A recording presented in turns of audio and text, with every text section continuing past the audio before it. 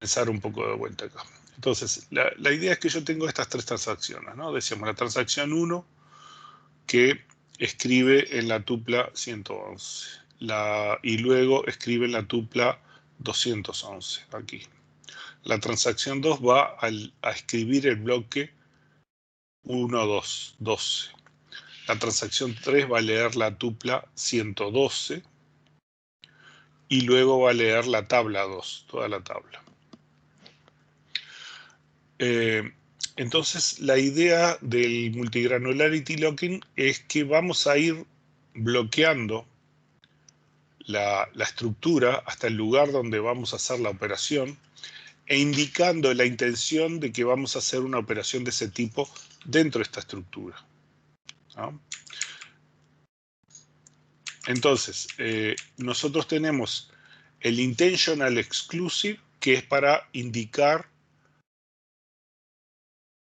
que vamos a escribir en algún lugar por debajo de esa estructura, ¿no? El intentional shareable es para indicar que vamos a leer en algún lugar debajo de esa estructura. El shareable es cuando llegamos al lugar donde vamos a leer y ese bloque que vamos a leer o esa estructura que vamos a leer le vamos a poner un shareable, ¿no? Y cuando llegamos para escribir le vamos a poner un exclusive. Y el shareable exclusive es cuando tenemos una rama en la cual tenemos ambas situaciones, podríamos decir, ¿no? Entonces, tenemos un conjunto de reglas sobre la aplicación, ¿no? Entonces, bueno, antes de solicitar un bloqueo shareable o intentional shareable, todos los nodos antecesores del nodo solicitado deben mantener el modo intentional exclusive o intentional shareable, ¿no? O sea que todos para arriba, hasta la raíz, ¿no? Tienen que tener alguno de estos si yo quiero en algún nodo poner un intentional shareable o un shareable, ¿no? Y antes de solicitar un bloqueo exclusive, shareable intentional exclusive o intentional exclusive, en un nodo, todos los nodos antecesores del nodo deben mantener el modo shareable intentional exclusive o intentional exclusive por parte del solicitante, ¿no? Los bloqueos deben liberarse al final de la transacción en cualquier orden o en orden reverso a lo solicitado, desde la hoja hacia la raíz. En particular, si los bloqueos no se mantienen al final de la transacción, no se debe mantener un bloqueo inferior después de liberar su antepasado, ¿no? Generalmente, digamos, todo esto metido adentro de un 2PL, ¿no? Se debe respetar la compatibilidad de los bloqueos, la raíz del árbol debe ser bloqueada primero en cualquier modo y un nodo N puede ser bloqueado por una transacción T en modo shareable, intentional shareable, solo si el nodo padre ya está bloqueado en intentional shareable o intentional exclusive, ¿no? Y un nodo N puede ser bloqueado por la transacción T en modo exclusive, intentional exclusive, shareable, intentional exclusive, solo si el padre está bloqueado en intentional exclusive o shareable intentional exclusive, ¿no? O sea, hay un orden de cómo podemos hacer los bloqueos, ¿no? Una transacción puede bloquear solo si no ha desbloqueado ningún nodo para hacer cumplir el protocolo 2PL, ¿no? O sea, tiene que ser 2PL. Y una transacción T puede desbloquear un nodo N solo si ninguno de los hijos del nodo están actualmente bloqueados por T. O sea, yo puedo desbloquear si no tiene hacia abajo nada bloqueado, ¿no? Bueno, esto es lo que ya hablamos de que en realidad las operaciones readX o writeX en realidad son estructuras que potencialmente pueden estar solapadas. Entonces, si bien pueden ser estructuras diferentes, ¿no? Pero puede ser que unas estén solapadas arriba de las otras. Entonces tenemos que cuidar que no se afecten, porque no es que no sean la misma variable, sino que partes de ellas están compartidas, ¿no? Entonces vamos al ejemplo. Tenemos estas tres transacciones que están trabajando, ¿no? Entonces empezamos a hacer algún tipo de entrelazado. Entonces, antes de hacer la escritura a la tupla 111, la transacción 1 debe hacer un intentional exclusive de la base de datos, después tiene que hacer un intentional exclusive de la transacción 1, después tiene que ser un intentional exclusive del bloque, y luego cuando llega a la tupla, ahí puede hacer el exclusive, ¿no? Vean que aquí hace intentional exclusive de la base de datos, de la tabla, intentional exclusive del bloque, y después el exclusive de la tupla. Recién ahí puede hacer el bloqueo, ¿sí? Y como es 2PL y tiene que todavía escribir en la tupla 211, tiene que hacer intentional exclusive en la tabla 2, la base de datos no lo precisa porque ya la tiene, intentional exclusive en el bloque 2.1, exclusive en el registro 211, y ahí escribe el registro 211. Una vez que terminó de hacer las dos escrituras, entonces puede deshacer, desbloquear en orden inverso todos los bloqueos que hizo en la transacción. O sea, vean que el plan este hace 2PL, pero tenemos que ir haciendo todos los bloqueos a lo largo de la tabla. Vamos a ver cómo funciona esto, ¿no? O sea, vamos a hacer un entrelazado, o sea, las transacciones fueron compiladas ya con el multigranularity locking, ¿no? O sea que van a ir bloqueando los distintos niveles de la estructura de la tabla, de las bases de datos, ¿no? Tienen su escritura de 111, acá tiene su escritura de 211, la transacción 2 tiene su escritura del bloque 12, la transacción 3 tiene la lectura de la tupla 112 y después la lectura de la tabla 2. O sea, está todo ahí, ¿no? Y ahora empezamos a ejecutarlos. Entonces empezamos a ejecutar las primeras operaciones. En la medida que el intentional exclusive y el intentional shareable son compatibles, ¿no? Vemos que son compatibles entre sí. Vamos a... Una pregunta, Enrique, que no me quedó muy claro. ¿Cuál es la Sí. diferencia entre excluyable y shareable? El exclusive es... A ver, para que pego acá, no.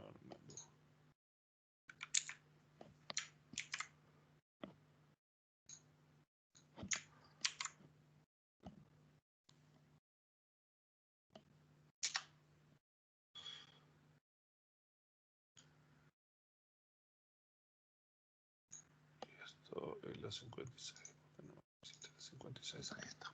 Bueno, el shareable es para lectura y el exclusive es para escritura, ¿tá?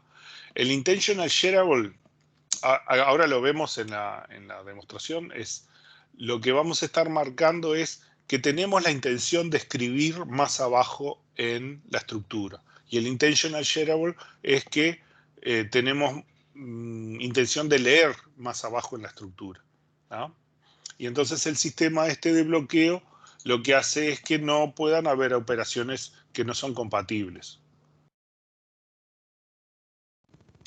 Y ¿Sí? DB es por Es la la base base de de datos.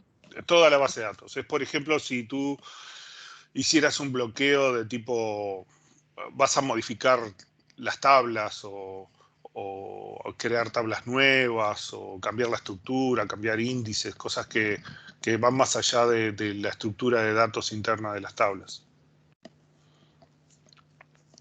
¿Sí? Es un poco en la parte de recuperación, vamos a ver que en realidad todas las operaciones dentro del sistema de base de datos tienen que ser recuperables.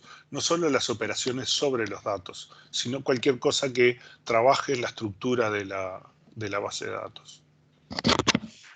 ¿Sí? Esto es para ser recuperable.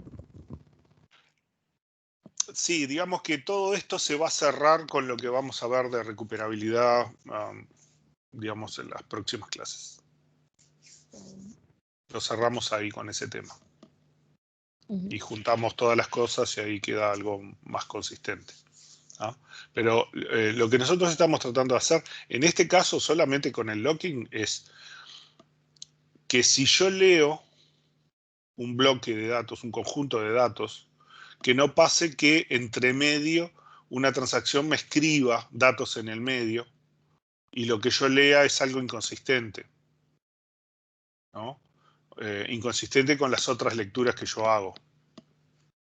O sea, que no se nos escape que alguien escriba en el medio de una lectura que pueda ser larga. Por ejemplo, yo leo un conjunto de tuplas y me modifican a una tupla que es inconsistente con el resto de las tuplas, bajo algún criterio, ¿no?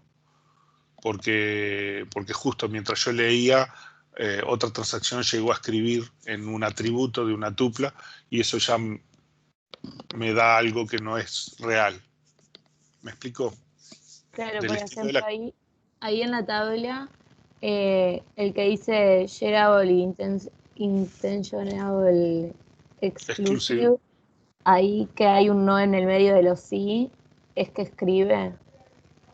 El no, vos decís, el shareable con el shareable o cuál? Sí, es el no que está en el medio de los sí. El no que está en el medio de los sí.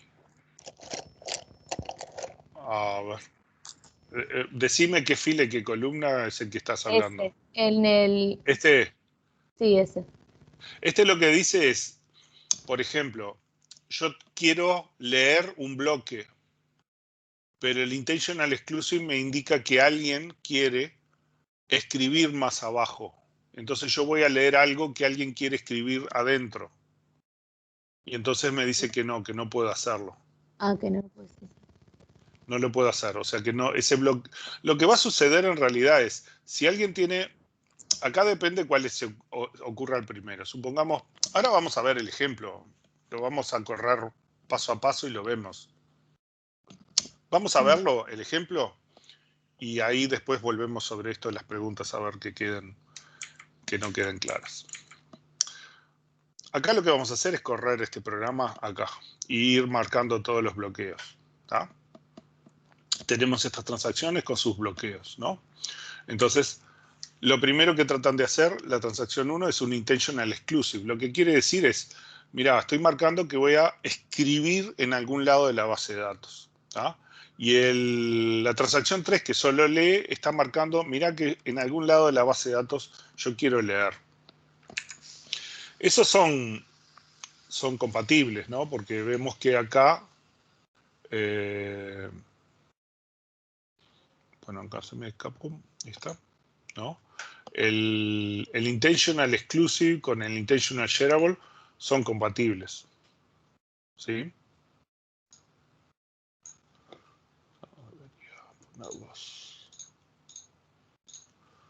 Ahí está, queda más prolijito, ¿tá? O sea, son el intentional exclusive. O sea, mientras yo trato de leer y trato de escribir, no pasa nada. Yo lo que digo es que voy a leer o escribir más abajo. Entonces, es como una advertencia para otros tipos de bloqueo y de forma que cuando yo efectivamente vaya a leer o efectivamente vaya a escribir, ahí veo si tengo incompatibilidad o no, ¿no? Pero ya voy avisando, mira que más abajo en la estructura voy a escribir o voy a leer. Entonces, en nuestro caso acá, lo que estamos haciendo es, la transacción 1 dice, mira que voy a escribir, la transacción 3 dice, mira que voy a leer, ¿no? Y ahí continúan. La transacción 1 va a hacer un intentional exclusive en T1 y la transacción 2 también, ¿no? Y la transacción 3 que quiere leer el 112 también hace un intentional shareable, ¿no? Y acá, bueno, la transacción 2 quiere escribir sobre B2 y entonces pone la escritura sobre B2, ¿tá? Él tiene ese bloque solo, ¿no? Y no tiene problemas de compatibilidad con otro.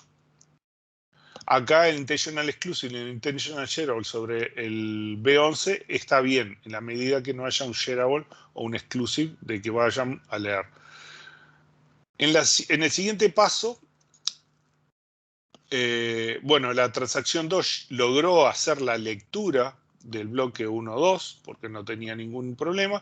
Y esto justo como escribe una tupla por un lado y lee una tupla por el otro, tampoco tiene problema. No hay incompatibilidad en las operaciones. Y entonces continúan, ¿no? Ahora,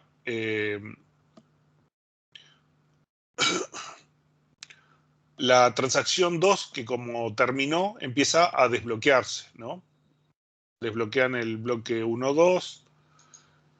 Y mientras tanto, la transacción 1 y la transacción 3, una quiere escribir en el 2.11, ¿no? Y la otra quiere escribir en la tabla 2. Aquí, ¿qué es lo que sucede? La intentional exclusive de la transacción 1, que suponemos que llegó primero, ¿no? Cuando la transacción 3 trata de ser un shareable, ¿qué es lo que sucede? Bueno, que esas dos no son compatibles, ¿no? El intentional exclusive con el shareable no son compatibles. Por lo tanto, la transacción 3 tiene que quedar bloqueada esperando, ¿no? Entonces la transacción 3 va a quedar bloqueada esperando, porque suponemos que la transacción 1 hizo el bloqueo primero, ¿no? Si no, hubiera sido al revés. Entonces la transacción 2 queda bloqueada esperando y la transacción 3 es la que puede continuar. Hace el intentional exclusive en el B21, ¿no? Y después hace el exclusive en la tupla 2.11, ¿no? Y una vez que termina, puede empezar a desbloquear todas sus bloqueos, ¿no? Porque ahí terminó, tiene 2PL, entonces ya está para hacer el commit, simplemente desbloquea todo lo que tenía. Ahí la transacción 2 queda desbloqueada porque la transacción 1 ya desbloqueó a la tabla 2, ¿no? Entonces la transacción 2 acá puede continuar, ¿no? Mientras la transacción 1 sigue desbloqueando, la transacción 2 logra hacer la lectura de la tabla 2 y ahora también empieza a desbloquear. Y ahí empiezan a desbloquear en orden inverso y termina, ¿tá? Nuestro plan final queda de esta forma. Esto se leería de acá, empieza por aquí, después sigue por aquí, acá esta transacción queda bloqueada y tiene que esperar y continúa la transacción 1. Perdón, la transacción 2 sí está bien. La transacción 3 queda bloqueada, la transacción 1 es la que continúa y desbloquea y después sigue por acá abajo hasta que termina todo, ¿no? Entonces, el sistema de granularity locking lo que hace es eso, nos permite garantizar que una transacción no escriba dentro de los datos de otra transacción en una estructura jerárquica como es el sistema de archivos y de tablas y de tuplas de un sistema de base de datos, ¿no? Lo que nos permite es hacer zonas de exclusión de forma que si alguien está leyendo una estructura y otro escribe otra estructura que se solapa, bueno, que no haya conflictos y que no se lean datos que son inconsistentes. ¿Alguna aclaración más? ¿Preguntas? No sé.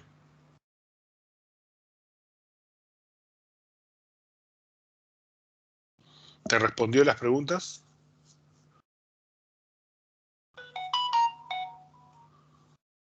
¿Quién era? Sí, sí. Sí, segura. Ah. En general los ejercicios que hacemos son así o más sencillitos, ¿no? A reventar esto, 3 transacciones. Y está demostrar cómo sería la secuencia de bloqueos, o a veces decir si un cierto plan es posible y mostrar, por ejemplo, con los bloqueos, no es posible porque se va a bloquear en tal situación, entonces estas operaciones, este plan no se puede ejecutar en este orden, o alguna cosa de ese estilo, ¿no? Pero básicamente consiste en ir ejecutando las transacciones y ver si es posible o no es posible tal orden de operaciones. ¿Hasta acá todo bien?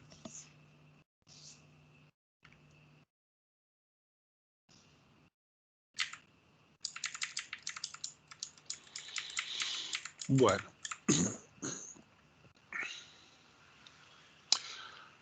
Bueno, una cosa de lo que estuvimos hablando es que el protocolo 2PL no evita deadlocks, ¿no? El deadlock es el interbloqueo, ¿no? La idea, por ejemplo, en este caso, la transacción 1 lee Y, la transacción 2 lee X, o sea, hace read lock, después lee Y, lee X. Este hace un write lock de X, supongamos que es en eh, modo múltiple, entonces el write lock bloquea, pero la transacción quedó con el subbloqueo también de lectura de Y. Entonces la transacción 2, cuando trata de hacer un write lock, también queda bloqueada esperando que la transacción 1 libere el bloqueo en Y. Entonces, ¿qué sucede? Que la transacción 1 está bloqueada esperando que T2 libere el bloqueo en X, mientras que la transacción 2 espera que la transacción 1 libere el bloqueo en Y, pero ambas están bloqueadas, por lo tanto nadie va a desbloquear nada porque no van a ejecutar más. Entonces vamos a precisar algún mecanismo para resolver los conflictos. O sea, los protocolos 2PL que nosotros revisamos y vimos nos garantizan que los planes sean equivalentes a serial, a no ser que tengan interbloqueo, deadlock, ¿no? En ese caso tenemos que tener algún mecanismo para resolverlo, ¿no? En lock multivaluado también tenemos el mismo problema, en particular con el certify lock, ¿no? En este caso una transacción hace un read lock de Y, ¿no? Y este hace un read lock de Z. Y entonces la transacción esta hace read lock de Z también y trata de hacer un certify lock porque escribió en Z. Pero este certify lock no se puede hacer porque hay un bloqueo en Z en otra transacción. Recuerden que el certify lock solo se puede hacer si la transacción tiene acceso absoluto a esa variable. Es la única que tiene un bloqueo. Pero en este caso no, entonces tiene que esperar. Y acá, esta otra transacción, el certify lock de Y, también tiene que esperar porque la transacción 1 hizo un read lock de Y y está bloqueada. Entonces, 2PL no nos evita deadlock, ¿sí? Sí nos resuelve los problemas de equivalencia serial y de recuperabilidad, ¿no? O sea, los planes son recuperables, a no ser que tengan esta situación, ¿ah? Una Y pregunta, ¿qué sí, hacía el Certify Lock? el certify lock en el bloqueo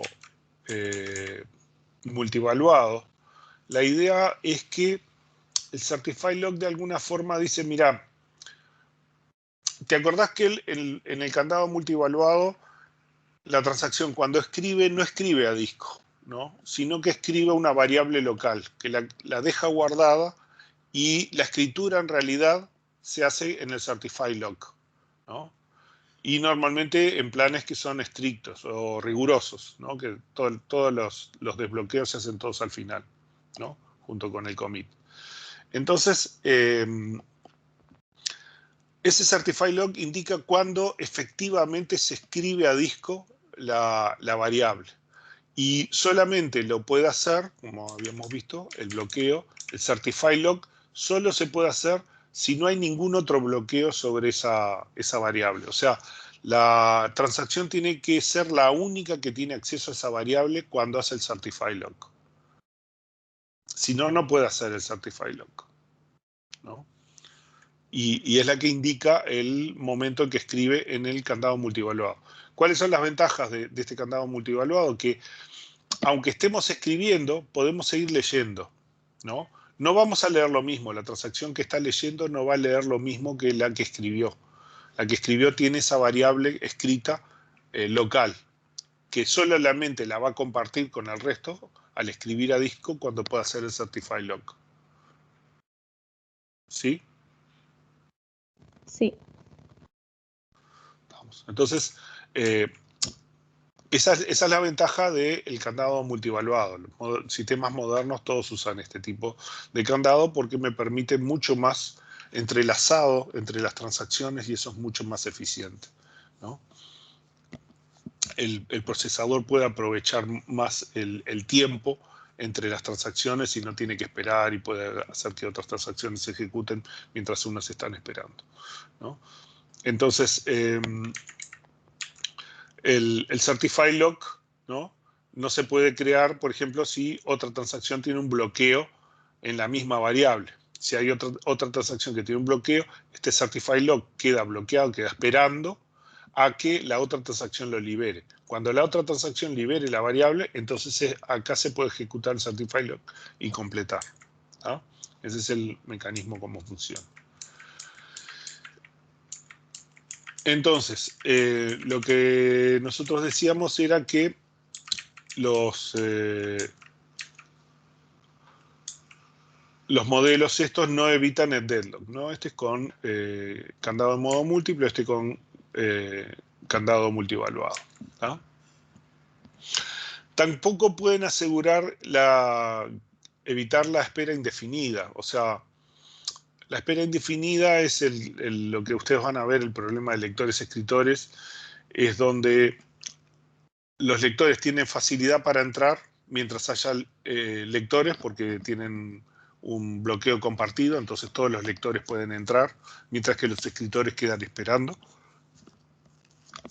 O algunas otras situaciones parecidas que ustedes van a ver en sistemas operativos. Hopefully.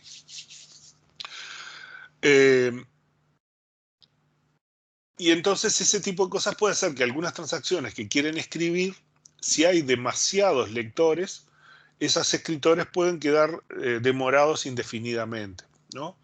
Luego van a ver que hay estrategias para resolver ese tipo de cosas. Por ejemplo, que los escritores queden encolados, ¿no? Y que no puedan entrar otros lectores hasta que el escritor logre entrar, ¿no? Que los lectores nuevos queden bloqueados detrás del escritor. Hay otras estrategias para ver ese tipo de cosas, ¿no? Pero lo que nosotros vamos a ver son algunas técnicas para resolver este tipo de cosas, ¿no? Dentro de base de datos, ¿no? Con el uso de marcas de tiempo, otras sin el uso de marcas de tiempo y otras con métodos de detección, ¿no? En sí, el deadlock consiste en eso, en que una transacción espera por otra. No necesariamente tienen que ser dos, pueden ser más, y hay un ciclo de espera. No confundir este diagrama de espera con el diagrama de conflictos. O sea, como dibujito usamos el mismo dibujito, pero quieren decir cosas diferentes. Una cosa es que se tenga conflictos entre las operaciones de escritura por ciertas variables, y la otra es que una transacción esté esperando porque la otra libere un recurso, ¿no? Son cosas parecidas, pero son diferentes, ¿no? Al estar esperando, quiere decir que la transacción está bloqueada, ¿no? Que está suspendida y no puede ejecutar, y está esperando que se libere un cierto recurso para poder continuar su ejecución, ¿no? Pero cuando yo tengo un ciclo entre las transacciones, puede ser 2, 3, 4, 8, 10, no importa, pero entre todas ellas tengo un ciclo en el diagrama de espera, entonces ahí tengo un deadlock, ¿no? Porque todas están esperando en forma circular por la primera, y la primera está esperando por todos los demás, ¿no? Y todos los demás por ella misma. Entonces se arma un ciclo y ahí tenemos deadlock, ¿tá? Y justamente ese es el problema, que no haya ciclos, ¿no? Entonces, uno de los mecanismos más usados son los de marca de tiempo. O sea, vamos a permitir que haya espera bajo ciertas condiciones. Y bajo otras condiciones lo que hacemos es, se aborta la transacción, ¿no? Y la deshacemos y la volvemos a hacer, con técnicas que vamos a dar en el próximo tema, ¿no? Entonces, la marca de tiempo en general es el número de la transacción. O sea, todas las transacciones, cada vez que se genera una nueva transacción, se genera con un número lo suficientemente grande. Por ejemplo, con 64 bits tenemos para millones de años de transacciones y que no se vuelvan a repetir, ¿no? Así que no es mucho el problema. Entonces suponemos que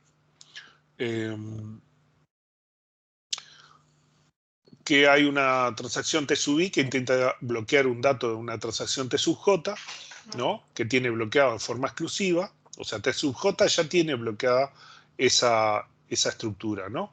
Y T sub I intenta bloquear esa misma estructura, ¿no? T sub I es el número de la transacción. El número menor es una transacción más vieja, o sea, porque las vamos, en general es ascendente el número, ¿no? O sea, cada vez que creamos una nueva transacción le damos un número, un +1, ¿no? incrementamos en 1. Y el número mayor es de la transacción más nueva, más joven. Entonces uno de los algoritmos es esperar o morir, ¿no? Donde el número de transacción menor es de T sub I, el número de transacción mayor es de T sub J, T sub I bloquea al dato de T sub J, entonces en este caso T sub I espera, ¿no? Y si fuera al revés, que T sub I en vez de ser la más vieja, es la más joven, o sea, esto es lo que indica es que T sub I es la más vieja y T sub J es la más joven. Entonces T sub I espera. Si no, o sea, el caso de que T sub I no es la más vieja, sino que la más joven, entonces aborta y se reinicia, ¿no? Se vuelve a poner en el despachador de tareas para que se ejecute nuevamente, esperando que se ejecute en mejores condiciones, ¿no? Que no, probablemente la transacción T sub J ya termine y libere todos los recursos, ¿sí? Ahora lo vamos a ver con más detalle, todo esto, ¿no? La otra transacción, el otro algoritmo es similar, es herir y esperar. Herir y esperar lo que nos dice es, bueno, yo tengo una transacción T sub I, que es más vieja, y una transacción T sub J. Entonces decimos que TI, la vieja, hiere a TJ. Entonces abortamos a TJ. Y TJ la ponemos para atrás para reejecutarse nuevamente, ¿no? Si fuera al revés, que T sub I es más joven y T sub J es más vieja, y recuerden que T sub I está tratando de bloquear un dato que T sub J tiene bloqueado, ¿no? O sea que T sub I va a quedar esperando a que T sub J libere el dato, ¿no? Si T sub I es más vieja, T sub I es más nueva en este caso que T sub J. Ahora vamos a explicarlo mejor. ¿Qué es lo que quiere decir el algoritmo esperar o morir? Lo que dice es, la transacción vieja queda esperando por la joven. Y si no, si la joven está esperando por la vieja, lo que hacemos es abortamos a la transacción joven. Acá la idea es que la transacción que hace más tiempo que está en el sistema probablemente ya ejecutó más cosas, ¿no? Entonces queremos mantener la transacción más vieja. Y la más joven quizás recién empezó a ejecutar, entonces la abortamos y la mandamos para atrás para que vuelva a ejecutarse en otras condiciones cuando probablemente la transacción vieja ya haya terminado, ¿no? Y libere todos los recursos. Y entonces no tenga necesidad de bloquearse. ¿Sí? ¿Me siguen el tema? Entonces, ¿qué es lo que sucede? Siempre, si hay una transacción esperando en el algoritmo esperar o morir, vean que la transacción vieja queda esperando por la joven, pero la joven nunca queda esperando por la vieja. Si la joven espera por la vieja, se aborta, ¿sí? Entonces lo que me va a quedar es una transacción joven por la cual espera una vieja y por la cual espera una más vieja y por la cual espera otra más vieja, ¿no? O sea, las flechas, las esperas son desde la transacción más vieja hacia la más joven, pero nunca desde la más joven a la más vieja. Entonces nunca puede haber ciclos. Nunca puede haber un ciclo que la transacción por la cual todos están esperando está esperando a su vez por una transacción que está al principio. ¿Me siguen el razonamiento? Sí, pero una pregunta. Es, o sea, ¿nosotros diseñamos el plan para que pase esto?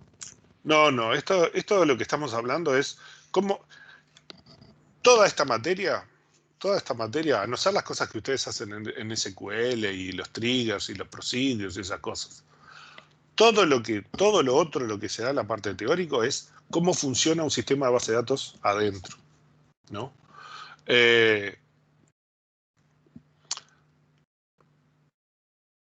En otras universidades, por ejemplo, en Redmond, ¿saben Redmond dónde queda, no? En el estado de Washington, en Estados Unidos, la Universidad de Redmond. Y saben qué empresas están ahí, ¿no? En Redmond. ¿Qué empresas? Una de, ¿cómo es? Guillermito Portales. O William Gates, no sé cómo le llaman, no quiere llamar. Yo lo traduzco el nombre siempre, Guillermito Portales. Y tiene una empresa, ¿cómo es que se llama? Microsoft, creo. Y bueno, ahí está la Universidad de Redmond. Si ustedes se van a fijar en el curso similar a este, que hacen ellos, ¿no? Ellos de obligatorio lo que tienen que hacer es un servidor de base de datos. O sea, les dan unas bibliotecas que ya tienen preparadas, que justo se llaman Red Base o algo así, las bibliotecas. Y entonces, por ejemplo, en el obligatorio, lo que ustedes tienen que hacer es un servidor de base de datos que haga cierto tipo de consultas. Y entonces le dicen, mira, tienen que hacer una que haga tal cosa, tal cosa, tal cosa, tal cosa. ¿No? Eso es en esa universidad. En algunas otras de las top hacen cosas similares. Nosotros solamente nos limitamos a mostrar, a entender cómo funciona internamente, ¿no? El objetivo nuestro principalmente es que ustedes tengan capacidades para darse cuenta, hacer diagnósticos cuando tienen problemas con consultas complejas, ¿no? En un sistema de base de datos, y que puedan tener una idea de qué es lo que tienen que mirar para resolverlo, ¿no? Ese es el objetivo un poco de la materia esta, ¿no? En otras universidades por ahí, pocas, ¿no? No todas las universidades hacen eso, ¿no? Y por supuesto estas porque están muy orientadas a las empresas que trabajan alrededor, ¿no? Entonces hacen ese tipo de cosas, pero no es lo normal. ¿Sí? ¿Más o menos quedó claro? O sea, el teórico, todo lo que estamos viendo es qué hace un servidor de base de datos internamente, ¿no? Nadie diseña un plan, los planes se diseñan automáticos. O sea, tú lo que haces es poner la consulta o el procedure, el trigger, y eso se ejecuta automáticamente. Si acaso alguno de ustedes eventualmente se especialice en bases de datos, probablemente tenga que repasar algunas de mis clases, ¿no? Y empezar a leer los manuales porque, ¿qué pasa? Muchas de estas cosas, de estos mecanismos, pueden ser opcionales en los sistemas de base de datos. Y uno puede cambiarle ciertos parámetros para que cambie algunas de las estrategias internas de bloqueo, por ejemplo, de cómo maneja los índices, etcétera, para optimizarlos para el caso particular que vayan a usar ustedes, ¿no? En algunos casos. En la gran mayor parte de los casos uno no anda toqueteando esas cosas, pero cuando uno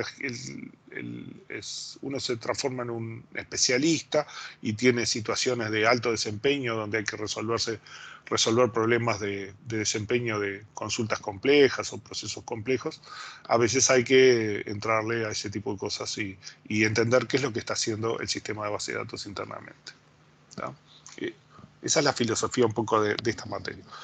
En sí es un pantallazo, pero por lo menos tiene una introducción sobre la cual se van a basar. Luego sí se van a especializar en este tipo de temas o se van a encontrar con algún problema de estos en el futuro. ¿Sí? Sí. Entonces, bueno, el algoritmo esperar o morir promueve que las transacciones viejas esperan por las más jóvenes, ¿no? Y el orden siempre es desde la más vieja a la más joven. Y nunca puede haber una transacción joven esperando por una nueva, ¿no? En cambio, el algoritmo herir-esperar es al revés. Siempre mueren los jóvenes, ¿eh? Acá marchan los jóvenes porque son las transacciones que tienen menos tiempo ejecutándose y probablemente la parte de deshacer y recuperar es menos costosa, ¿no? Y además, las transacciones que hacen más tiempo sería un desperdicio decir, bueno, si ya está por terminar, vamos a dejar las transacciones más viejas a que terminen, ¿no? Entonces, en el algoritmo de ir y esperar, dice que si la transacción vieja está esperando por la más joven, entonces la transacción vieja hiere a la más joven y aborta a la más joven, ¿no? Si fuera al revés, que la más joven espera por la más vieja, en ese caso la más joven queda esperando, ¿no? En este caso, ¿qué tenemos? Una transacción vieja por la cual transacciones más jóvenes que ella están esperando. Y jamás una transacción vieja puede esperar por una joven, ¿no? Vean que es similar, lo único que estamos cambiando es el orden de si es del más viejo al más joven o es del más joven al más viejo. Pero lo que hacemos es que no puede haber ciclos. Si hay un ciclo, la transacción es abortada, ¿no? La más joven. ¿Sí? Entonces nunca puede haber esperas circulares y nunca puede haber deadlocks, ¿no? Automáticamente la transacción que genera o que potencialmente puede generar un deadlock queda abortada. ¿Sí? Otro cuadrito es para verlo. Lo que está en rojo es siempre la transacción más joven. Vean que siempre es la transacción más joven la que aborta. ¿Tá? Bueno, y uno diría, el problema es que si la transacción más joven aborta, ¿no? Siempre aborta, y siempre va a abortar atrás de las transacciones más viejas. Bueno, no. Suponemos que las transacciones en general son procesos relativamente cortos que se van a ejecutar y una vez que se ejecutan, salen del sistema y no desaparecen. Entonces, en ese caso, las transacciones más jóvenes se transforman luego en las más viejas, ¿no? Sino, de esa forma nos aseguramos que no hay posposición indefinida, o sea que las transacciones jóvenes en algún momento se van a ejecutar a medida que las transacciones viejas completan su ciclo y liberan todos los recursos, ¿no? Entonces, de alguna forma el sistema también nos garantiza que no haya posposición indefinida o live lock, ¿no? O sea, resuelve las dos cosas, resuelve los deadlocks y resuelve los live locks. Otros mecanismos sin marca de tiempo, bueno, es directamente no esperar. Si una transacción no puede obtener bloqueo, se aborta y chao. ¿Ah? Es muy ineficiente porque cuando empezamos a tener un sistema muy cargado, los conflictos, conflictos no, bueno, sí, los contactos, las situaciones en las cuales dos transacciones tratan de acceder a un atributo, a un mismo atributo o atributos solapados, es más probable. Entonces empezamos a cancelar un montón de transacciones que no, quizás era innecesario, ¿no? Otra opción es la espera cautelosa, ¿no? Se intenta bloquear un dato que está bloqueado por TJ y TJ no está detenida. O sea, acá lo que nos aseguramos es que haya un solo nivel de espera, ¿no? O sea, que no pueda haber esta cadena infinita de cosas, ¿no? Esperando unos por otros, sino que lo más que hay es uno esperando, ¿no? Entonces, si TJ no está detenida, entonces TI espera. Pero si TJ está esperando, entonces directamente la abortamos. O sea, solo puede haber un nivel de espera. No permitimos que haya más de un nivel de espera, ¿no? Y si no, tiempos predefinidos, ¿no? Si espera por un cierto tiempo, ¿no? Entonces se aborta. Si está más de un cierto tiempo esperando, bloqueada, bueno, la abortamos y ya está, ¿no? Son distintos mecanismos para prevención de deadlocks, ¿no? Una pregunta. Sí. Cuando se aborta, o sea, ahí se pierde, nunca se ejecuta. No, tú ni te diste cuenta de eso. Lo vamos a ver en la parte de recuperación. En realidad tú pones tu consulta SQL y la mandás. Y podría ocurrir que aborte más de una vez, ¿no? Pero el sistema interno la aborta y la vuelve a poner para ejecutar nuevamente en la cola, ¿no? Y después te dice, en algún momento corre bien y a vos te aparece el resultado. Y vos como usuario ni cuenta te diste. Claro. ¿Ah?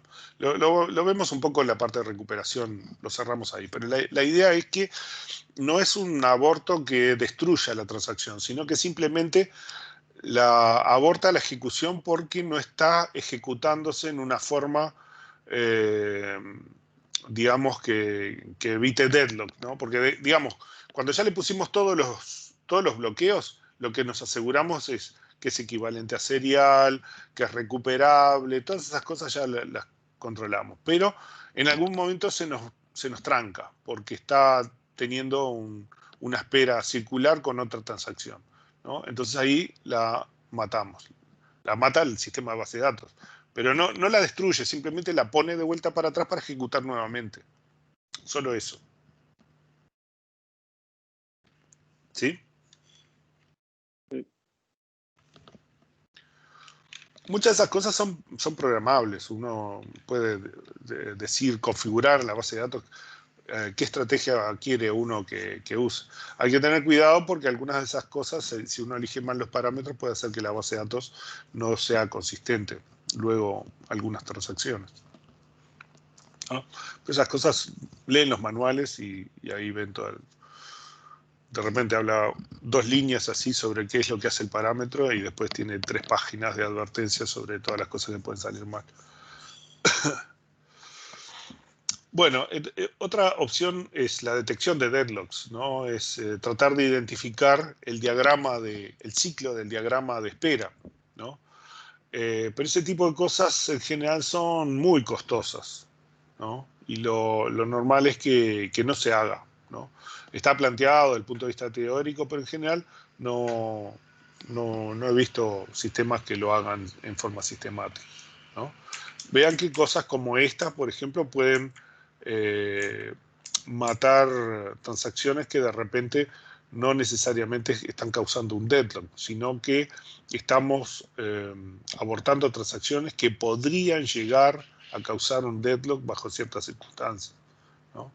Pero no es seguro que fueran a causar un deadlock, ¿no? O sea, acá estamos en estos algoritmos pocas veces, pero de vez en cuando se están abortando alguna transacción en forma innecesaria, pero se hace en forma preventiva.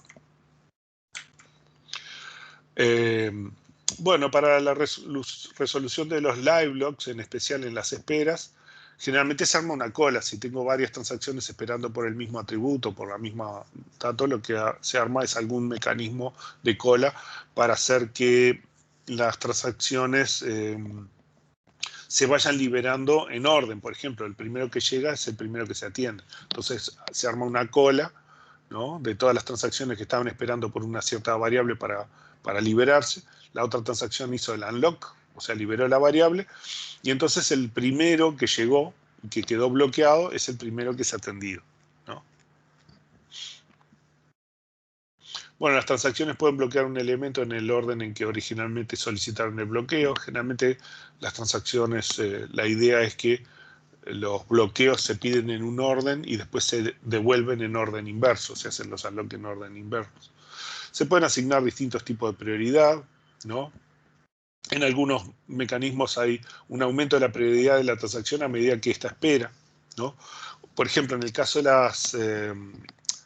de los mecanismos estos que nosotros vimos para eliminar el deadlock, está implícito el aumento de la prioridad simplemente porque las transacciones más viejas ejecutan, salen del sistema y las más nuevas empiezan a transformarse en las más viejas y aumentan la prioridad, ¿no?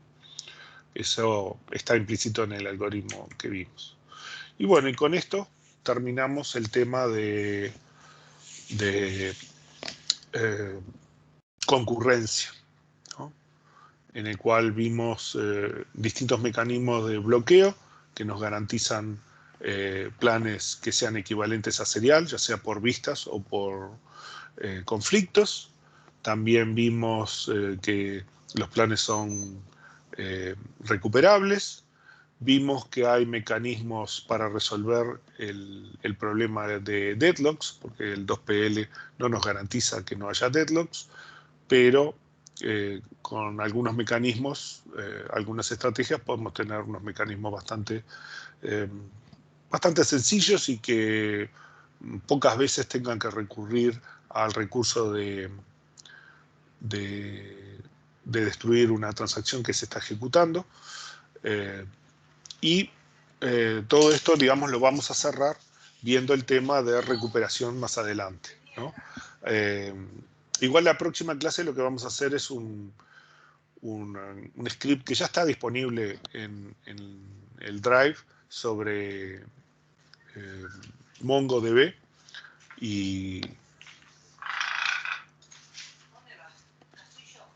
y con eso vamos a cerrar el tema de MongoDB, ¿no?, con algunas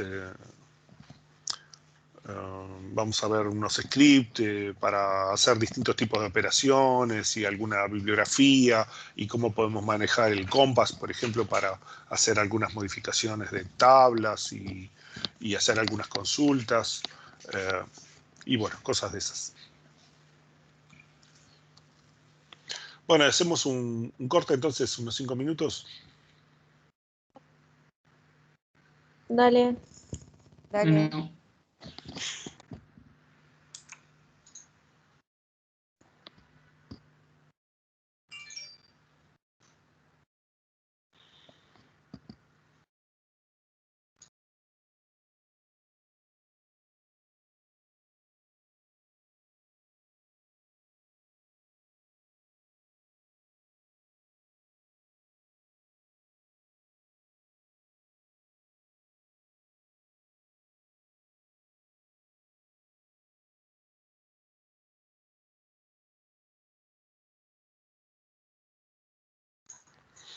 Gabriel, ¿andás por ahí?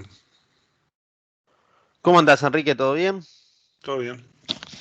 Bueno, ¿qué actividades vas a tener hoy? Vos sabés que no me había percatado de que no habíamos visto todavía, ¿cómo se llama? Cursores.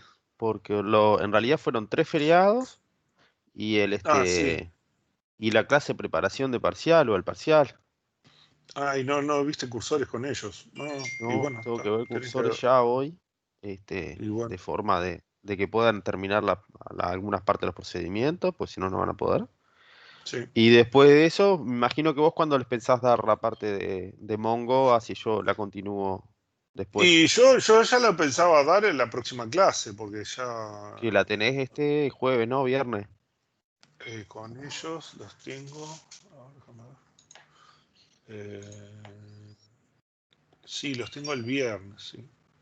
En No, a realidad ver. sí, Ellos los tengo el miércoles. sería ideal si la das, porque así ellos terminan de ponerse al día, ¿no? Sí, Este, sí, por y eso. yo me puedo dedicar la semana que viene más a consultas y ver en qué van cada uno. Ok. Porque El porque en realidad miércoles son.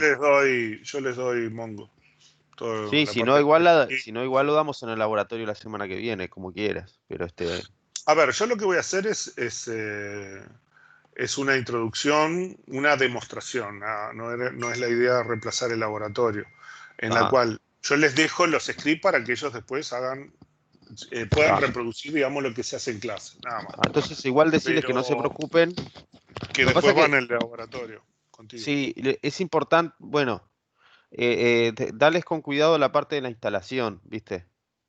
Yo la parte de instalación no doy mucho, o sea, lo que yo les doy es igual instalarlo es una pavada, ¿no? No, yo por Pero, las dudas, pero pero si lo no hago decirles que lo van a con instalar contain- con. yo lo hago con container porque es más fácil. Yo les doy el comando que se instale en Docker y el comando para cargárselos Está, en el está bien. container, ¿no? Pero decir a los que no pueden, los que no tienen Docker o los que no quieren hacerlo así, que esperen igual al laboratorio que dice cómo Sí, instalarlo paso a paso. ok. O que se fijen en el laboratorio, en realidad que se Aunque fijen se en el fijen. laboratorio que está en aula. Sí, para sí ya lo tienen instalado. Sí, sí. Igual está viste que la clase de MongoDB del laboratorio es más cortita, así que está, Sí, sí. quizás la liquidamos lo que falte la semana que viene y ya empezamos con consulta. Sí, yo lo que hice acá, bueno, que en realidad es un documento que le agregué, bueno, está un conjunto de consultas, cómo hacer, incluso hasta cómo hacer un join y algunas cosas. Después está el Compass, que es la interfase gráfica para manejarse y bueno, cómo hacer alguna consulta y ver algunas cosas, algunas estadísticas. Y después, ejemplo, con JavaScript. Ah, Que eso después lo pueden insertar, yo que sé, en páginas web, cosas por el estilo, en JavaScript que tiene meter datos, sacar datos, borrarlos, modificarlos, sí, yo ¿eso qué es sé. seguro? ¿Eh? ¿Seguro eso? ¿En qué sentido?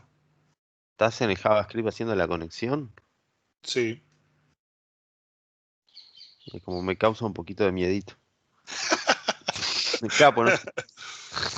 A ver, es un ejemplo, digamos, vos lo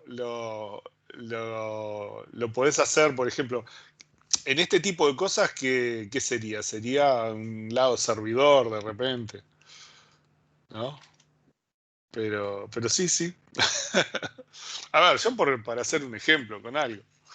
Pero sí, No, está bien. sí, porque está. Sí, había pensado hacerlo del lado servidor con PHP también, pero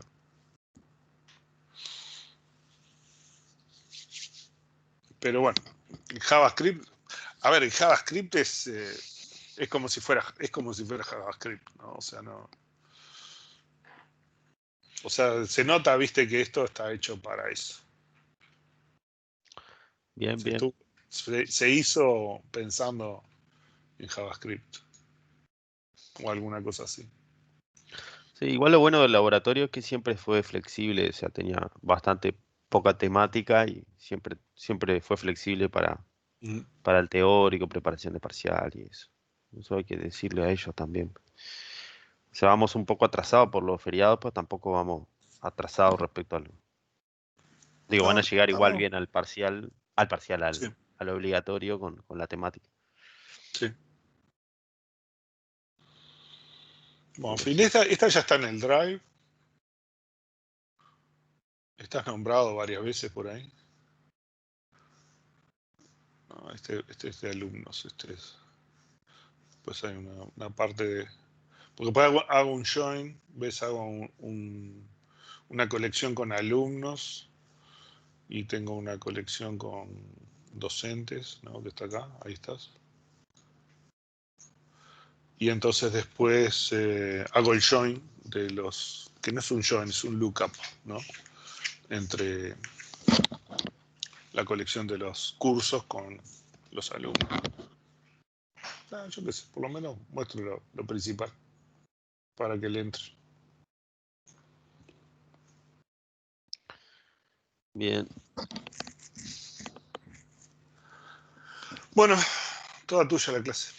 Bueno, ¿ya están ahí? ¿Por ahí? ¿Están por ahí? ¿Hay alguien del otro lado? Hola, Y hola. ¿cómo andan? ¿Todo bien? ¿Sabés lo que pasa? Que están todos con el pijama como es de Toy Story, alguna de esas cosas, y entonces ninguno muestra como Está bien, está bien. No, yo porque un esos, poco por lo esos menos pijamas, viste, de plush con orejitas y esas cosas, entonces nadie quiere mostrar como. está bien, Bueno, hasta está luego. bien. Nos vemos, Enrique. Bueno, muchachos, un poco lo que le comentaba Enrique, nosotros tuvimos 3 feriados los lunes, eso, y además un día fue preparación de parcial. Pero de todas maneras no estamos, digo, desde el punto de vista con ningún atraso o algún problema que no lleguemos, etcétera, porque que el laboratorio siempre fue un poquito flexible a las horas del teórico. Lo que sí está, en realidad nos quedan 2 temáticas como para que puedan hacer el obligatorio. Una que vamos a ver hoy y la otra que van a ver con Enrique en estos días. ¿Tá? Entonces, de todas maneras, yo lo que quiero ya es quedar totalmente libre de estas cosas, así puedo hacer clases más de consulta y ver cada uno cómo está, que es más o menos la mecánica que vamos a tener no la semana que viene, sino la otra. Pero no, ya la semana que viene, porque lo que falta de MongoDB, una parte lo van a ver con Enrique, o sea, la primera introducción, y la segunda la van a ver conmigo, y en realidad va a ser bastante escueta. ¿Tá? Entonces, hoy nosotros vamos a ver cursores, que es un tema que además yo pensé equivocadamente que ya lo habíamos visto y después ustedes mismos no sé si fue Francisco o quién fue que me hizo acordar de que no, de que todavía no lo habíamos visto. Entonces es el que lo vamos a ver ahora. Y les cuento más o menos cuál es la mecánica, para que voy a compartir la pantalla.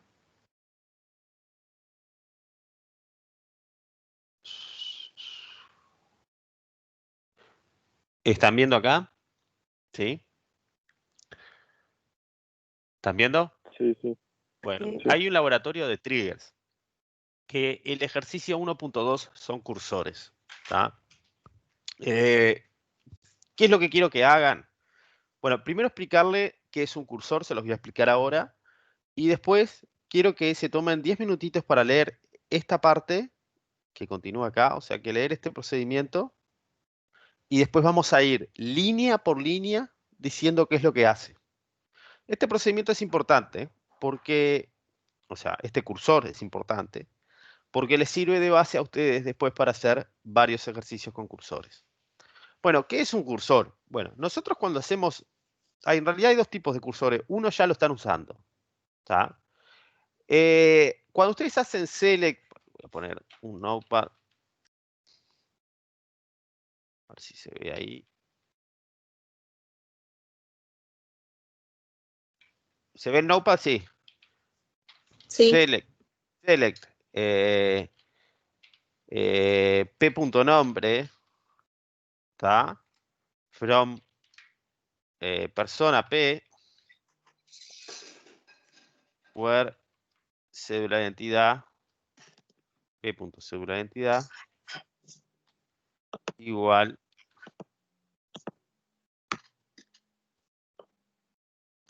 a, no sé, 1.121.000. ¿Está? Cuando hacen esto, están volcando nomás, suponiendo que la cédula de identidad es un solo elemento. ¿Por qué? Porque cédula de identidad clave.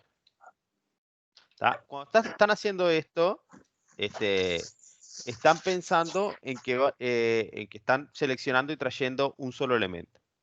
¿Qué sucede? Cuando nosotros hacemos en PL/SQL, en realidad esto termina siendo parte de un procedimiento en el cual nosotros, o sea, parte del código, teníamos un begin y acá hacíamos básicamente un declare y en ese declare hacíamos, por ejemplo,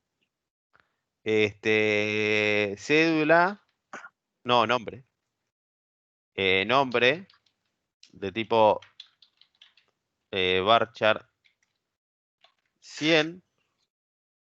Y acá nosotros hacíamos, bueno, una vez que definí nombre, select p.nombre into nombre. ¿Se entiende? Que llevamos a una variable lo que seleccionamos, ¿no? Exacto. Lo vuelcan en una variable. Hasta ahí todo el mundo captó cómo es la idea. Esto ustedes lo pueden hacer sin problema. Pero ¿qué pasa si yo acá, además del p.nombre, hubiera hecho el p.edad? Bueno, quizás requería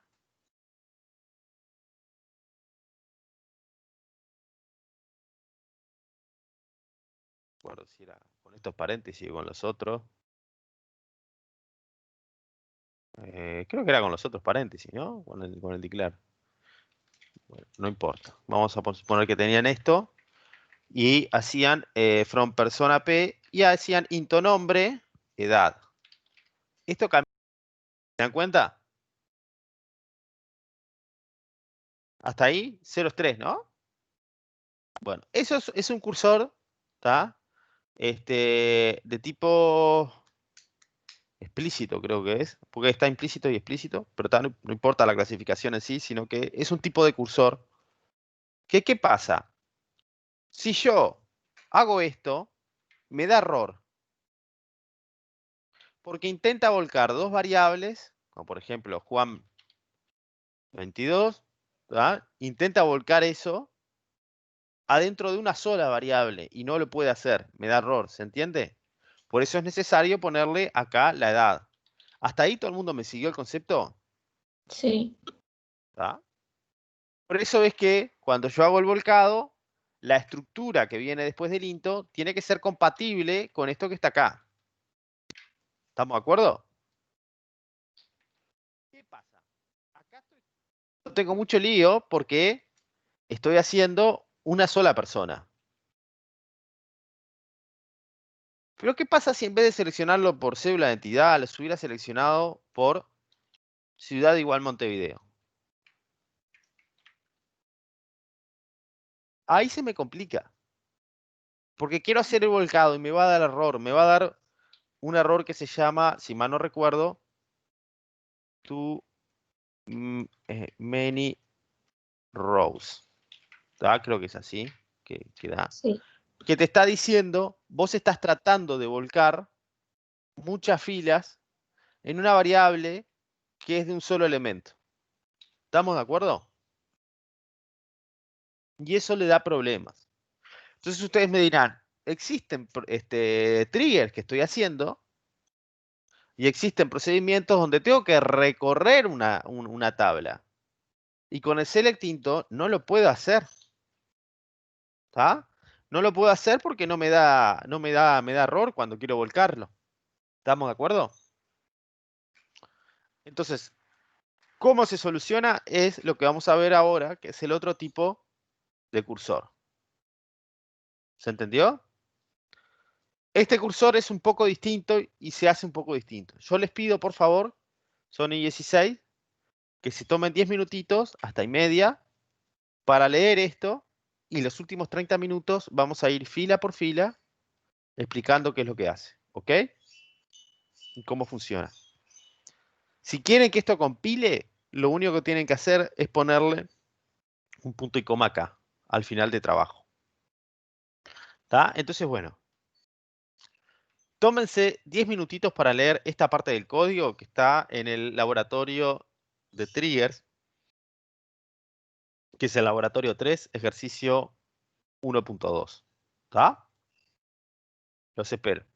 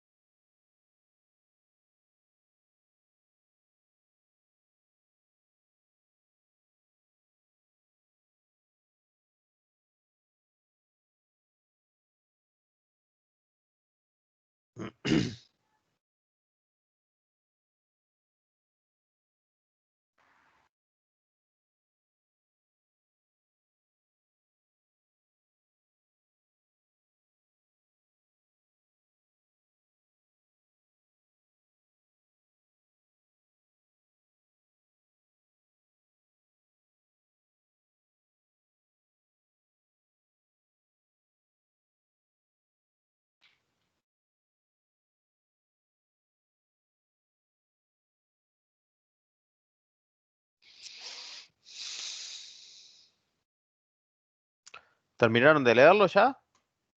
¿Lo terminaron de razonar o todavía están en eso?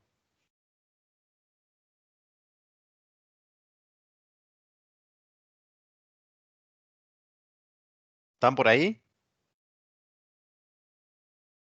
Buenas. Sí, yo estoy terminando. Estoy Ah, ok. terminando de leer. Dale, gracias.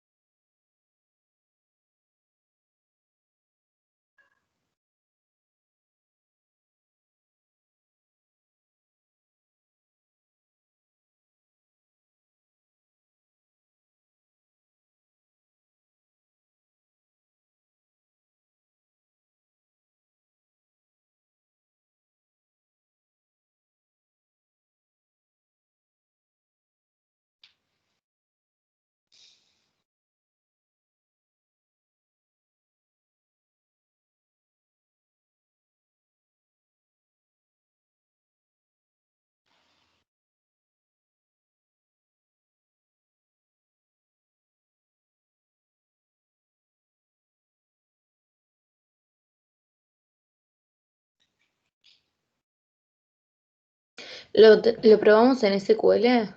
No se preocupen de probarlo por ahora.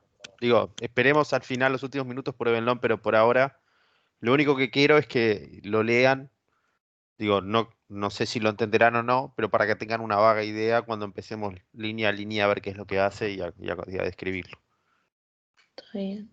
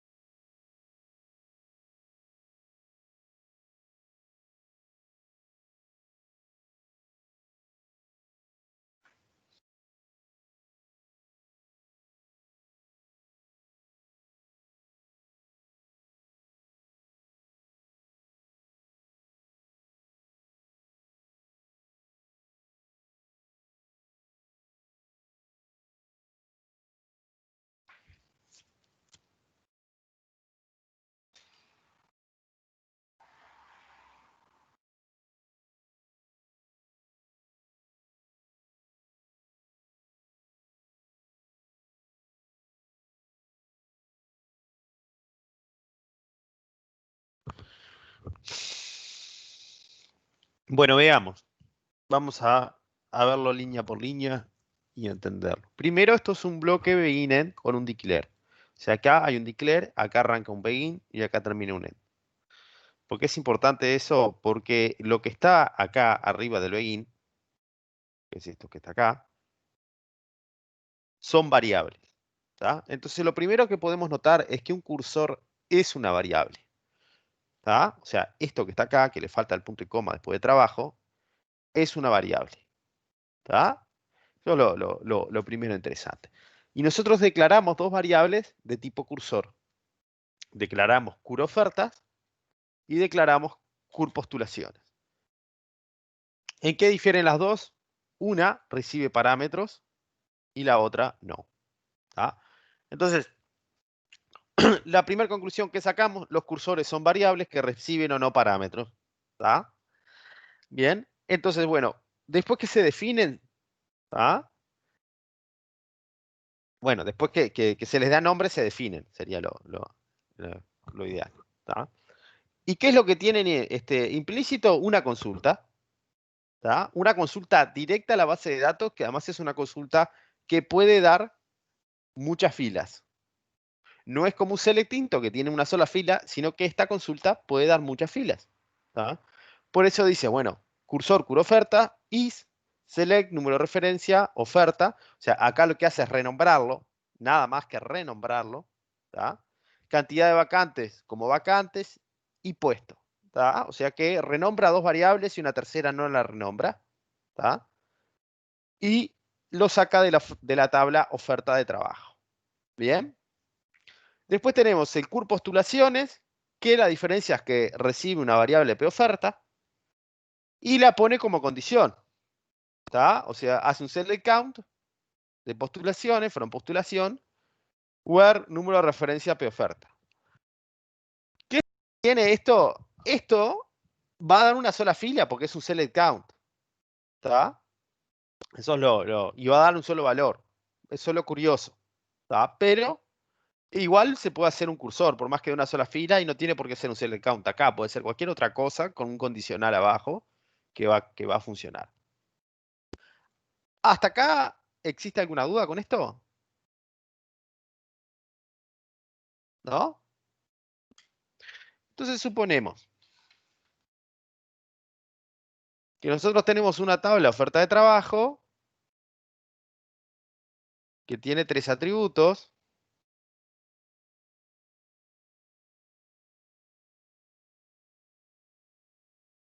¿No? Esos atributos son número de referencia, cantidad de vacantes,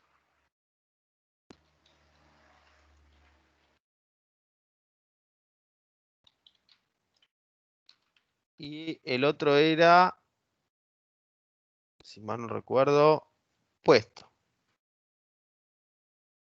¿Está? Yo las voy a renombrar en realidad y voy a tirar oferta y vacantes, ¿no?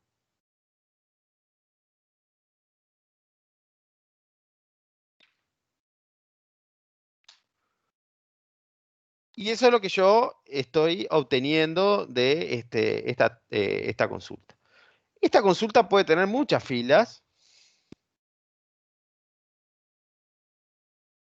En este ejemplo que hice, tiene 5 filas el resultado. ¿Tá? O sea que acá voy a obtener datos, ¿tá? de estas filas. Pero vemos que nosotros tenemos una estructura. Si nosotros pensamos que la vamos a recorrer por filas, esta fila sería la primera fila que vamos a recorrer, tendríamos una estructura que sería de tipo oferta, vacantes y puesto. ¿No? Esa sería la estructura. Que quizás sea una estructura que sea un varchar 100. Sí, creo que en el ejemplo anterior lo puse con paréntesis cuadrado, pero es con paréntesis curvo. Un number, por ejemplo. Number 4 y un varchar 100. Es decir, la estructura de salida de una fila sea un arreglo de varchar, number, varchar. ¿Estamos todos de acuerdo con eso hasta ahí? Sí. ¿Está? Entonces él define estos cursores y después define, y ahora viene la primera parte interesante, dos registros que son del mismo tipo que la fila del cursor. ¿Se entiende el concepto? Esos dos registros, por ejemplo, el reg ofertas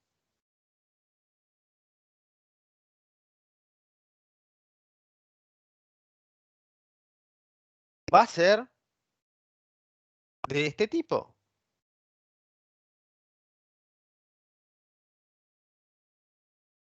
¿Estamos de acuerdo?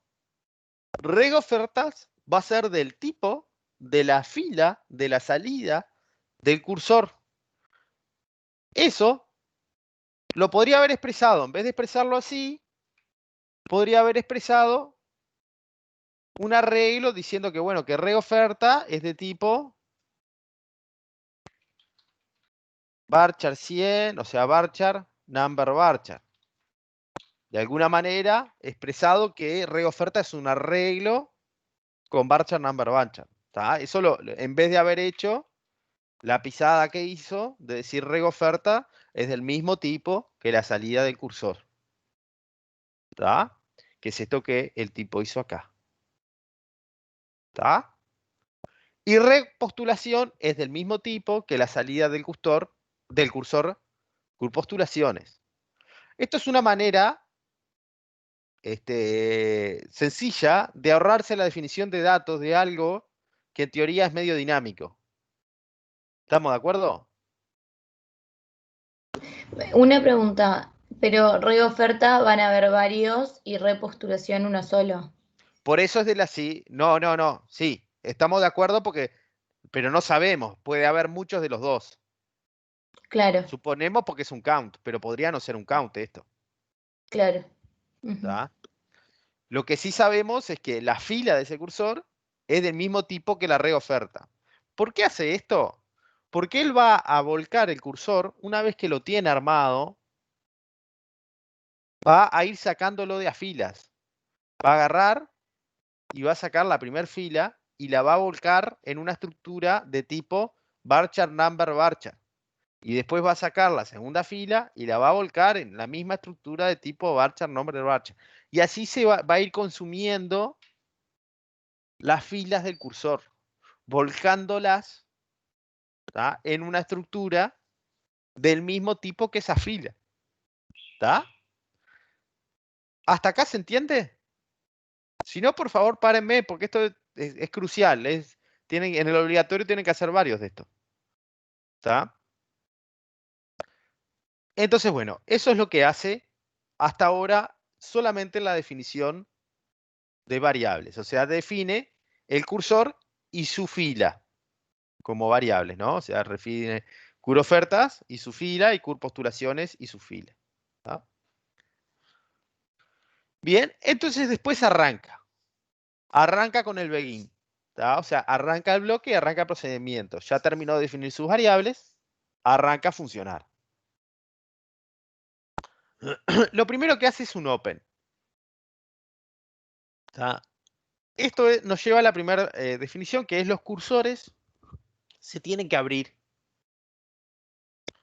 Yo los cursores los tengo que abrir y los tengo que cerrar. Si se fijan al final, hizo el open de cur ofertas y por acá hizo el close de cur ofertas. O sea, lo cerró. Esto es así. Y si ustedes no hacen el open, les da un error que es de tipo cursor not open, creo que es, si mal no recuerdo. ¿Tá? Y es bueno cerrarlo, si no creo que te lo cierra el colector, pero de todas maneras hay que cerrarlo por cómo funciona. ¿Tá? Entonces, nosotros tenemos que abrir los cursores. Cuando nosotros abrimos los cursores, ustedes imaginen que la consulta se realiza y se carga en memoria el resultado de la consulta. Por ejemplo, cargó los 5 datos, las 5 filas de datos, ¿tá?, de esta parte, ¿no? Entonces quizás acá cargó 20, acá 30, acá 55, acá 323, acá 11. ¿Está? Oferta primera, segunda, tercera, cuarta y quinta. Y puesto, no sé qué puede ser acá, soldador, analista, arquitecto, cajero. No son ofertas de trabajo. Y acá puede ser, no sé, yo qué sé, cajero otra vez. ¿Tá? Entonces, cuando él hace el open, vamos a suponer que él realiza la consulta y carga esos datos. ¿Tá? Entonces, los datos fueron cargados. Con el primer fetch, ¿tá? Así que hasta acá todo el mundo entendió, se hizo la consulta, se cargó en memoria el resultado de la consulta, suponemos, ¿no? Del cursor. Con el primer fetch, lo que hace es el primer volcado, ¿tá? Porque quedó un puntero a la al primer fila, y hace el primer volcado de la primer fila en la estructura paralela, ¿tá? Que se llama registro de ofertas, o sea, el reg ofertas. Vuelca en esa estructura a la primer fila. ¿Se entendió? ¿Tá? Eso es lo que hace con el fetch. Entonces, cuando hace eso, él va a preguntar, básicamente el fetch, además, pasa al siguiente. ¿Tá? En realidad pasa al siguiente. Bien. Entonces, él va a preguntar, mientras tenga yo, sí, en realidad va un paso más atrás, o sea, no es que pase el siguiente, sino que se quedó acá y puede darse que el fetch haya volcado sobre vacío, ¿tá? Pero en este caso, el fetch volcó sobre primera 20 soldador, ¿tá? Entonces, mientras haya encontrado algo, ¿tá? O sea, mientras tenga algo, existan básicamente ofertas, metete en el loop. Si no, quiere decir que vos ya recorriste toda la tabla y te quedás en vacío. Y si te quedás en vacío, te vas del while y cerrás el cursor y se acaba el ejercicio. O sea, si vos no tenés datos y haces la consulta y no te dan datos, se acaba ahí. ¿Se entiende? ¿Tá? Pero si todavía tenés datos para recorrer, como los que acabas de sacar, ¿tá? Si todavía tenés datos para recorrer, como los que acabas de sacar, bueno, métete adentro del while, que es esto que está acá. ¿Estamos de acuerdo hasta acá? O sea que él sacó la primera fila y se la va a poner a analizar. Fíjense ustedes cómo él entra e ingresa a cada uno de los datos de reg oferta. Reg ofertas.vacante, por ejemplo, hace énfasis en este atributo. ¿No? En este number 4. O sea que una vez que anda con el registro dando vueltas, utiliza el punto y el nombre del atributo para saber qué dato es y analizarlo y llegar a él. Ya sea para volcarlo en una variable con un igual o para hacer una comparación como está haciendo acá. ¿Tá? Entonces, bueno, veamos. Cuando entra en el while, abre el otro cursor. ¿Tá? Abre el otro cursor con una salvedad. O sea, ese cursor que le va a dar un count, que le va a dar, por ejemplo, 55, ¿tá? Justo 55 lo puse ahí, así que vamos a poner otro número que le va a dar 999 en el count, ¿tá? Pero lo interesante es que para el segundo cursor, él le enchufa como parámetro de segundo cursor, vieron que acá hace un open, que a diferencia de este open, viene con un parámetro, le enchufa como parámetro de segundo cursor el atributo oferta, es decir, le enchufa como parámetro del cursor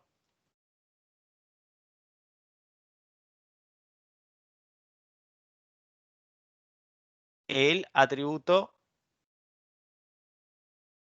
este de acá. ¿Se entiende?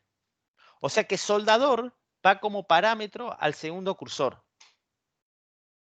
Y hace la consulta del segundo cursor sabiendo que la oferta es soldador. Está, que justo era un number, yo le puse un varchar, pero está, justo era un number. ¿Está? Es que creo que es el primero, no el último. Ah, la oferta, está, no es el puesto, es el segunda. Está, igual le puse un varchar. Perdón, es el primero, sí, es la oferta.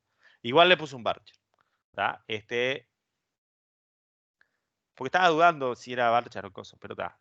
Igual le puse un varchar. Igual, esa oferta es la que utiliza en el condicional este de acá para el segundo cursor. Entonces, el segundo cursor le da como resultado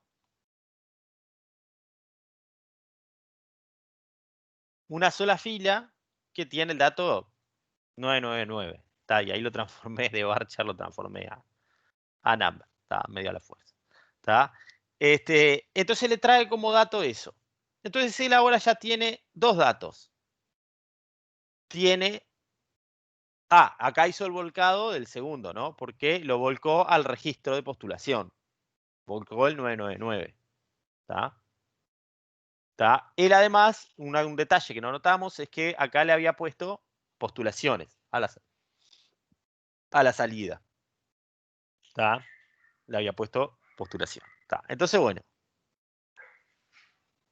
Acá obtiene esa postulación y le pregunta si es mayor que la cantidad de vacantes.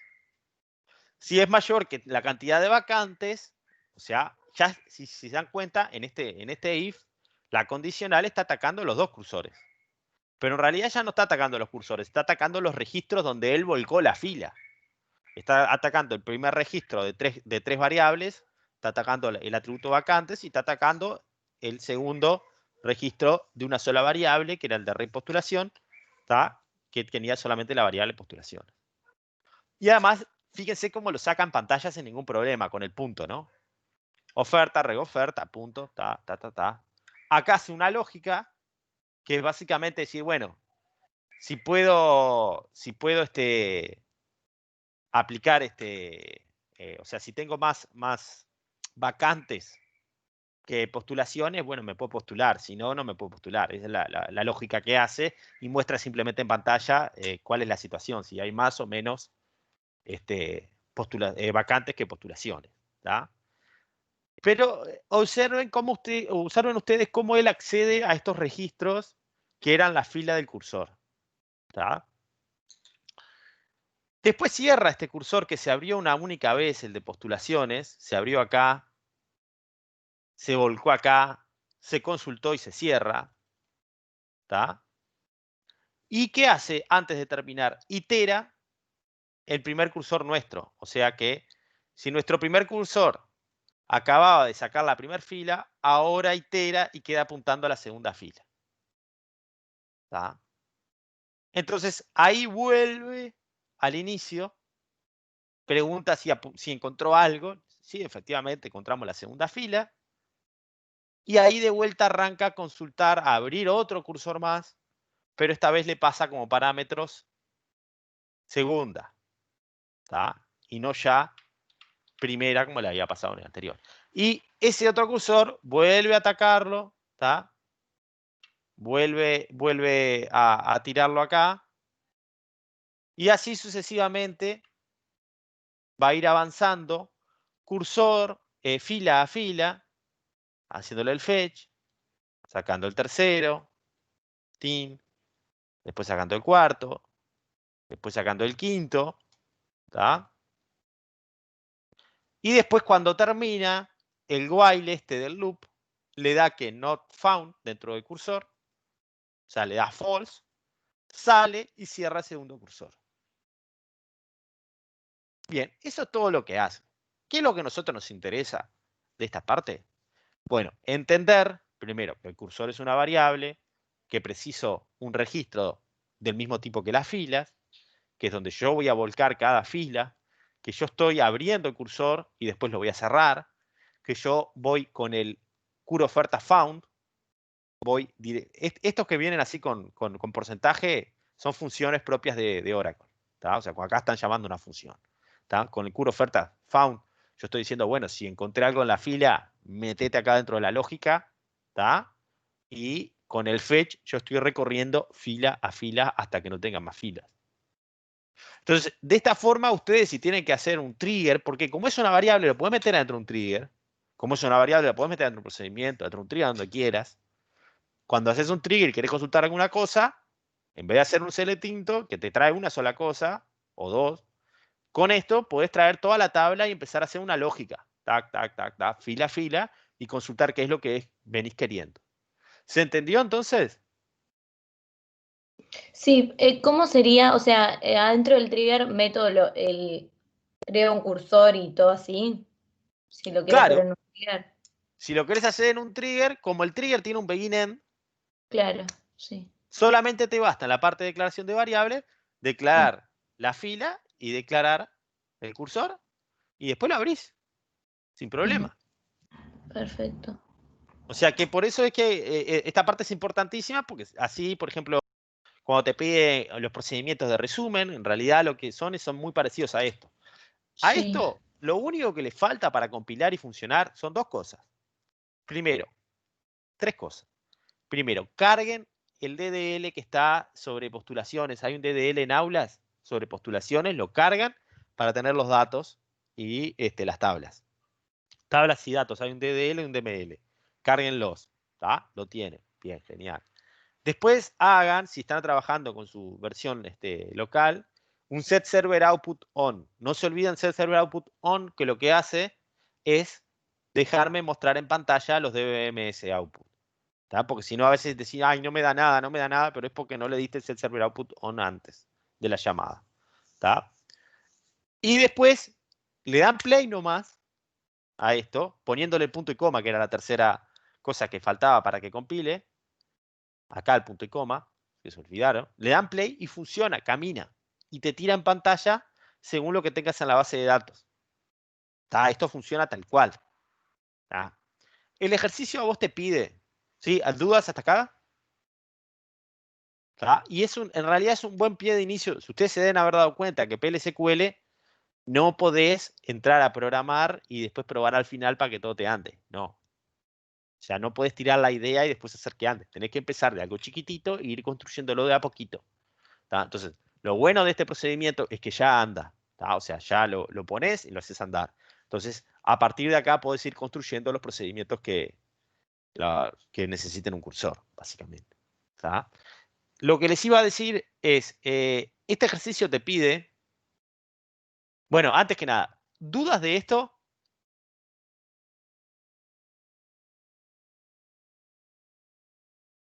¿Ninguna? ¿Quedó claro entonces para todos? Sí. Bien, genial. Genial, genial, genial. ¿Tá? Yo siempre lo digo, siempre lo enseño igual, siempre les hago que lo lean primero y después vamos línea a línea tranquilo. Porque me parece que eso, que es importante que se entienda a fondo esto, pues después lo van a reutilizar. ¿Tá? Y acá te pide un ejercicio que no te está diciendo que hagas correcciones, porque la corrección es el punto y coma ese, sino que tanto qué mejoras le podrías hacer a este cursor. La dijeron por ahí en realidad, no sé si se dan cuenta cuál es.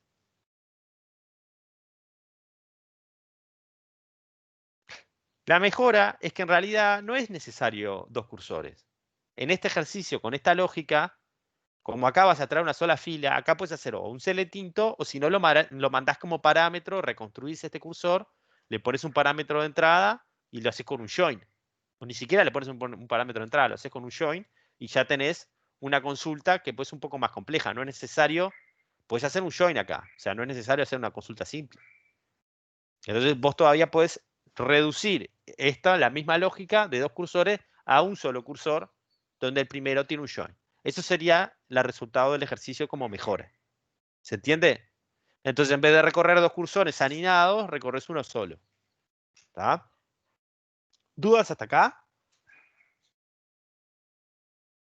¿Bien? Bueno, la clase que viene nosotros vamos a ver la parte de Mongo, ¿tá? Que ya van a haber visto, creo que el viernes que tienen clase con Enrique, una parte, ¿tá? Y después posiblemente nos quede media hora para algunas dudas o consultas de parcial, del obligatorio. Y después, la otra semana nos dediquemos solamente al obligatorio. ¿Ok? Dale. ¿No tienen dudas de esto entonces? ¿Terminamos acá? ¿Seguros? Impecable entonces. Nos vemos entonces la semana que viene. ¿Está? Nos Nos vemos. vemos. Hasta luego. ¿Estás por ahí, Enrique? Bueno, nos vemos, sigue ando por acá. ¿Está? Bueno, Quique. Voy a dejar de compartir. Ahí está.